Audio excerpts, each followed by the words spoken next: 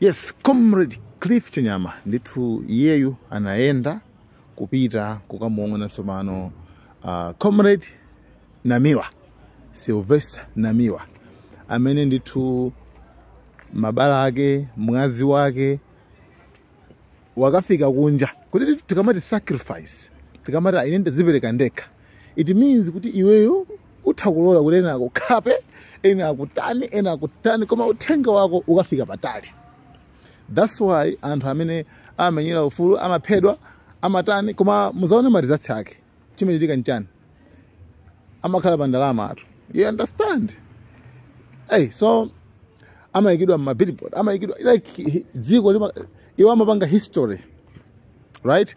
Ndiyebe anakamwana ndithu Comrade Namiwa, ndiyebe tione kuti atifotokozera zotani Cliff Chinyama after atakapanga visit Comrade Namiwa. Guys, thank you so much, Malawi and cameras. Mwasura bwanji Amalawi anzanga kwina kuliko semene muli. Ena mayembekeza kuti Comrade Cliff Chinyama bwanji sakulankhula chine yonse siku la lero. Ayi nayo pa ulendo omwe ndi mayenda kupita kukaona Sylvester Namiwa andi ndakaona moyo wawo akupeza ko bwino. Kwambiri chomwe andisimikizira ine ndiyonena kuti of course kuti ululu wa mabala omwe anamenyedwa ukuwapweteka, koma chomwe chikuwapweteka kwambiri ndi kumenyedwa kwawo apolisi akungoyang'ana, komanso akusinkha-sinkha kunena kuti kodi democracy yathu ija ili kuti zoterezi zikuchitika ndziko la Malawi lino, chifukwa kwa iwowo amaziona zimenezi zikuchitika maiko ena ngati Rwanda, koma apapa akuziona zikuchitika ku Malawi kuno. Ndi nkhawa yawo ikumanena kuti Malawi akupita kuti, Malawi akupita kuti. Ni mmene amandifotokozera pamene timachezerana ndi kukambirana the way forward mmene tingapangire hando nkhani ngati zimenezi.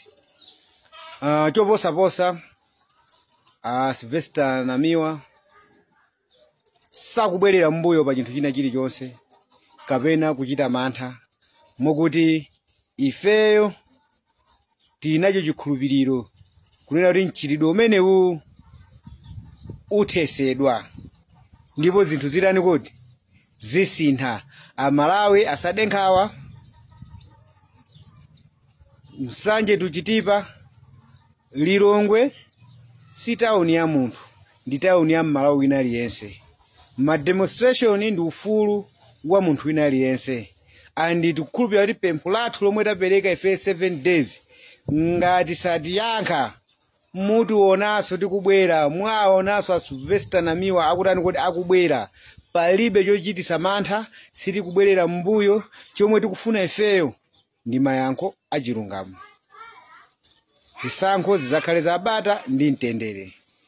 Alole ma auditors akapange audit system ya Smartmatic.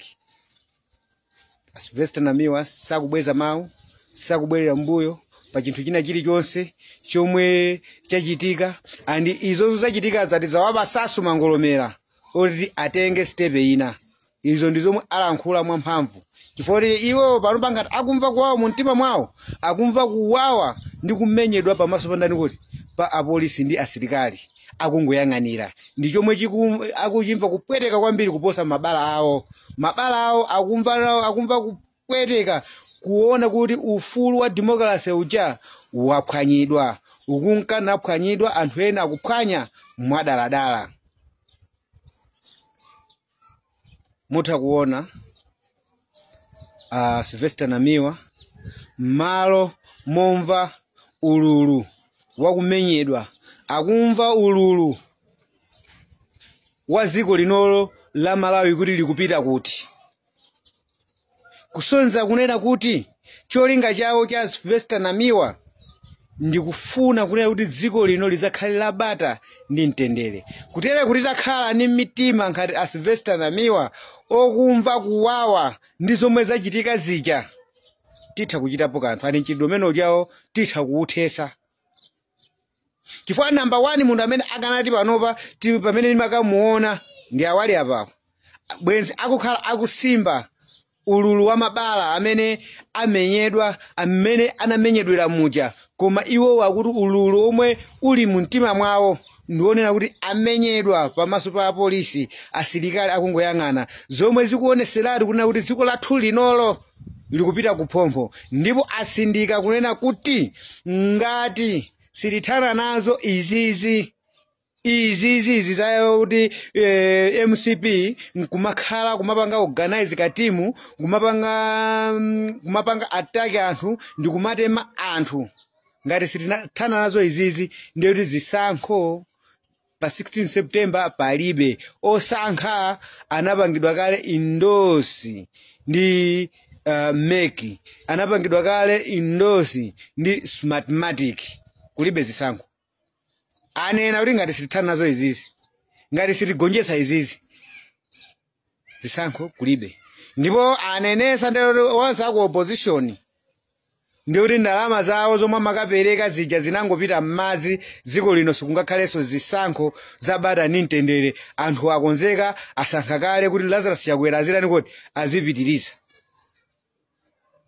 chifukwa zikuchita kuonekeratu and I'm agree ndi Anamiwa kuti ndiye kuti ngati izizi silithana nazo akungovutika anthu kuononga ndalama a opposition akungovutika kuononga ndalama zawo kumapanga kampeni kumaona kuti kumona ngati kuti asintha chinthu china chake palibe sizingasinthe chinthu choyambirira kuthana nacho panopa kusiya za kampeni uko tipange zothana ndi chani kuti ndi Smartmatic chifukwa kuti yachita kuonekeratu kunena kuti malizasi alipo kale Mai Annabel Ntalimanja anasankha kale president Andrew Smartmatic Mpesi anasankha kale president ndiye choyambirira ndikuthana ndi zinthu ngati zimene zizi then tiziona zachisankho tasani masiku ochepa kwambiri 70 chakuti days tikuyenera kuthana nazo palipo kodi kuyenera kuthana nazo pano.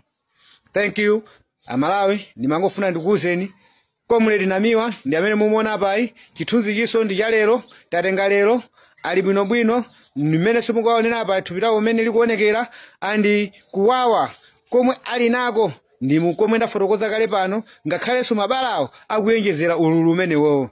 Thank you very much. Tentigwirana ni manja tithane ndi Smartmatic tithane ndi Mai Annabel Ntalimanja tithane ndi Andrew Mpesi zikomo kwambiri.